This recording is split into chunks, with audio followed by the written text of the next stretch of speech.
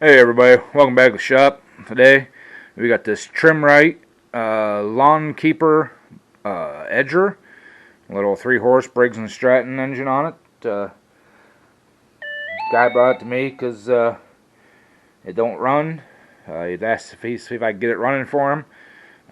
He does a little landscaping and stuff on the side, so we're going to get on her and see if we can get it running for him.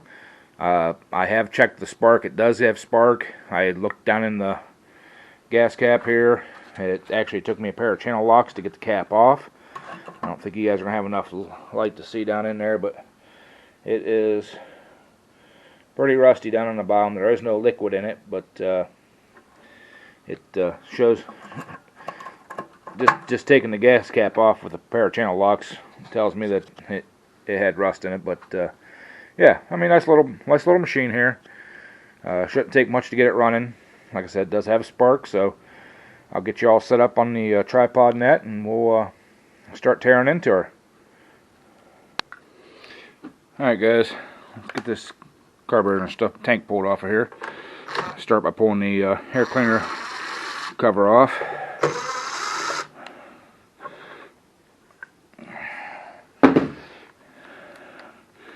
Pull this housing off the bottom here.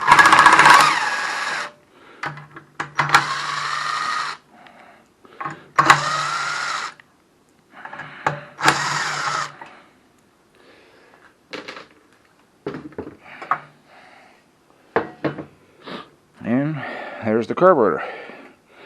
So this is a pulse jet carburetor for the Briggs. Next we'll probably pull the throttle linkage off, and then probably pull this cover here off so I can get to the 2 bolts that hold the intake. The carburetor and the intake is kind of integrated into one here where it bolts onto the block, and then there's a 3/8 head bolt down on the bottom that holds the bottom of the tank.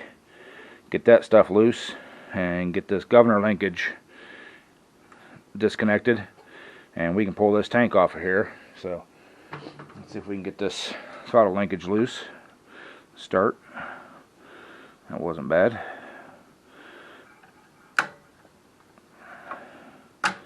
There's that. We'll twist that back in so we don't lose that screw.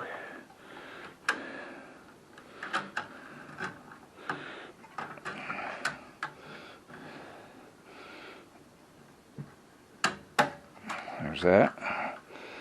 Move that out of our way.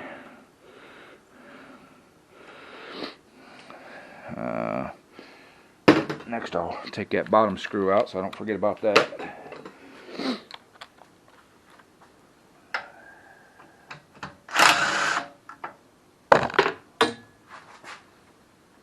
And drop it on the floor. Now there's 2 Torx slash flathead screws down in here. Hold this cover on. If you guys can see there or not, there's one here and then one back in down that way, but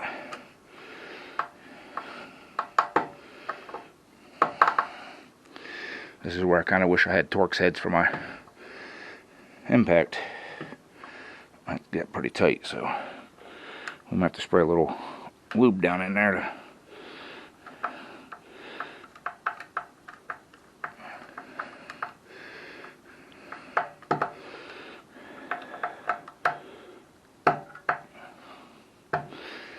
Alright, I'm going to shut you guys off, see if I can find the right Torx head for that before I strip them out, and we'll bring you back when we found the right one.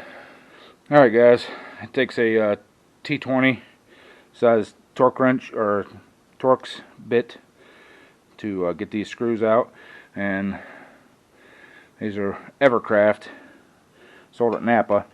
Not a bad little set for 20 bucks. I forget how many piece set it is, but you know,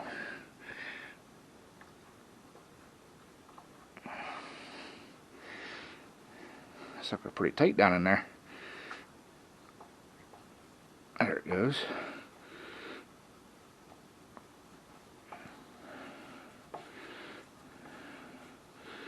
I said, one of these days I'll have to end up buying a set of impact torques.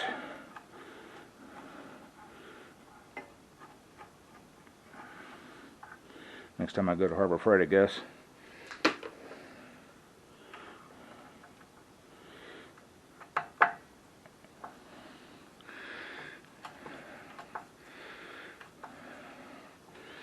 That one's much easier.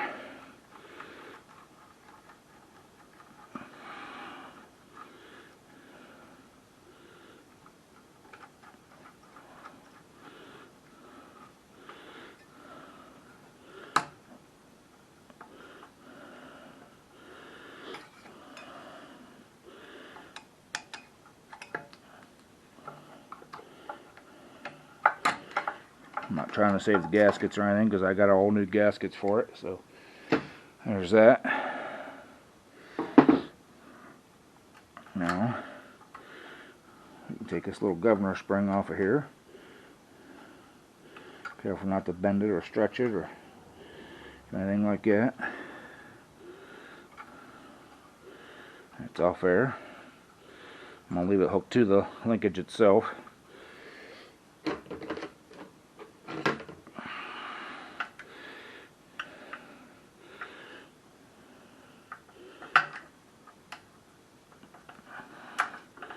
And these are 3/8 head bolts.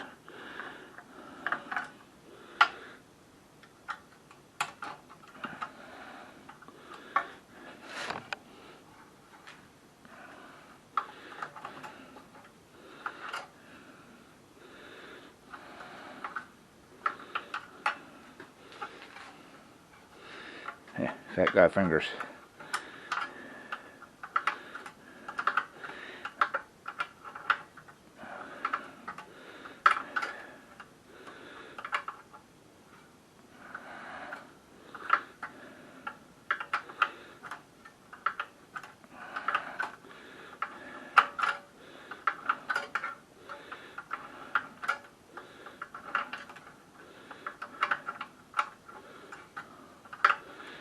Do do do.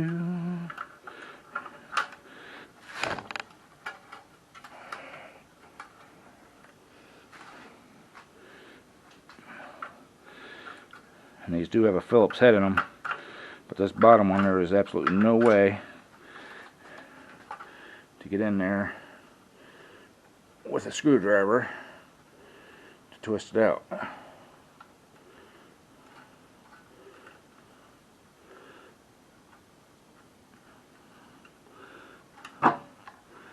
There's that one out. I'll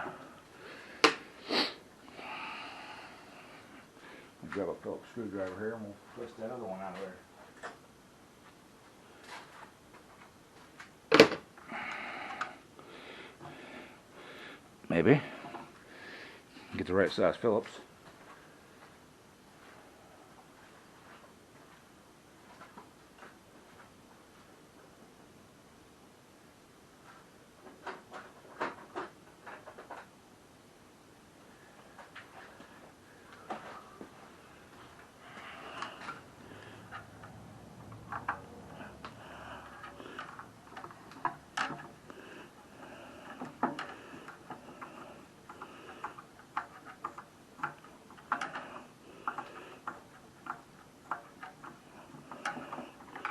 Alright, there's that one out.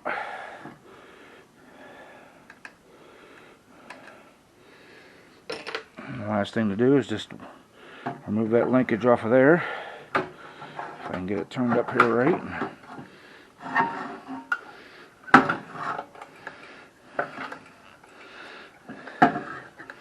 Maybe.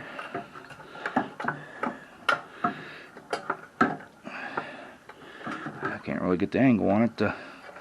Alright guys, I'll bring you back whenever I get that disconnected. Alright guys, I got that governor linkage unhooked off the vane underneath the blower cover. Now there is a kill wire here too that you gotta kind of lift up and pull that wire out of there. And there you go. Tank's free. We'll move this off the way and set this Dexia down on the bench here and get the screws out of the carburetor and start tearing into this carburetor. So we'll bring you back when we get that set up. Alright, we got our metal pan out here. Of course there's no fuel in it, but I put towels down on the bottom just to catch any dirt and stuff that happens to come out, and if I drop a screw or something it's easier to see than on the pan. But there's still 2 screws in. We got this one here and this one over here where I took the back one out there. That should be all of them. If not, we'll find out real quick when we try to separate the carburetor from the tank. So let's get these last two screws out of here. See if we can't get this tank separated. And this one's a little hard too. It's probably got a little rust on the tip of the screw that goes down into the fuel tank.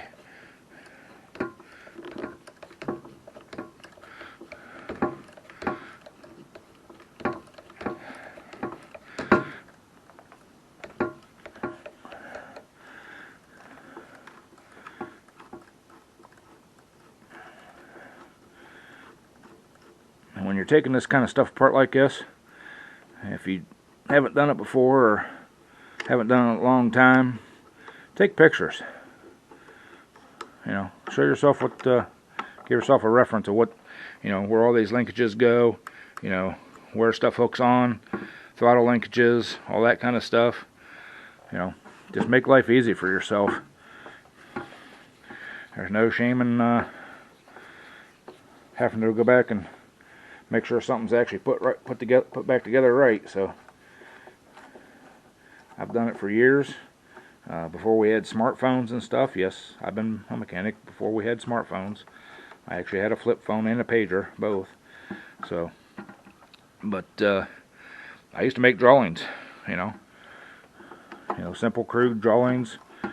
You know, it doesn't matter if anybody else can understand it.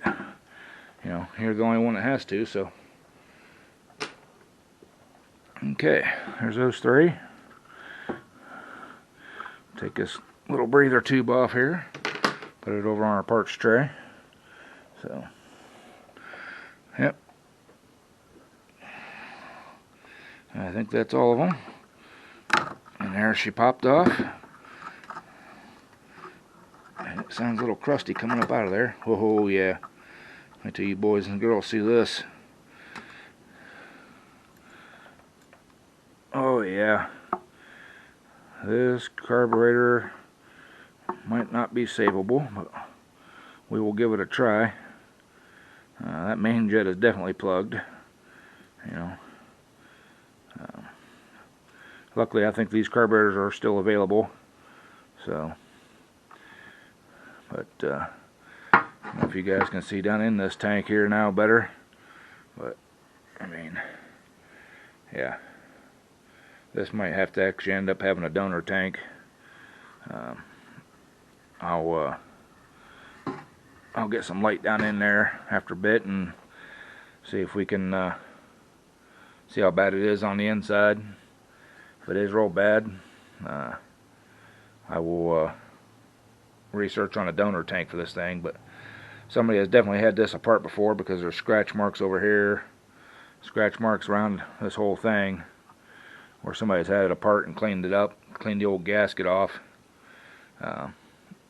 Maybe they pulled it apart, seen what I seen there, and decided to put her back together, or maybe that was from years ago when somebody did it. But that's what happens when you have old equipment. You let it sit for years. The guy that brought this to me said he don't know how long it's been sitting. It was in a shed that was on his property when he moved in, and outwardly it didn't look bad. So he thought maybe if he could get it running, he could use it. We can most definitely get her running, but we'll have to check the old interweb there and do a little, you know, and see if we can't find one of these. Maybe some new old stock somewhere or something. But yeah, I'm not holding out too much hope for this saving this carburetor. So, alrighty guys, we'll bring you back if we see what we can find, and if we can't find anything, then we'll I guess just punt and see what we can do. We'll find it. I mean, it's not the price that we want to pay, but we'll find one. So, alrighty. See y'all in a little bit. Alright guys, a little quick tip here. If you're trying to read the model numbers and serial numbers and stuff on some of these small engines that have the engraved ones or the indented ones, take a paint stick, color them in, wipe it off, then you can real lightly go over it with a little bit of brake parts cleaner or something, and it will lighten them things up right now for you. See if, I don't know if you guys can see that or not, because I can't see the camera, but yeah, doesn't matter what color. You know, I use yellow around here a lot, so, but it makes them numbers stand right out. So, a little quick tip for you. Talk to you later. Alright guys, it's been a few days. Been on the old interweb here and looking for a carburetor and a fuel tank for this thing. Did find a carburetor for it. Right around $15. It's one of the overseas ones, one of the remanufactured ones.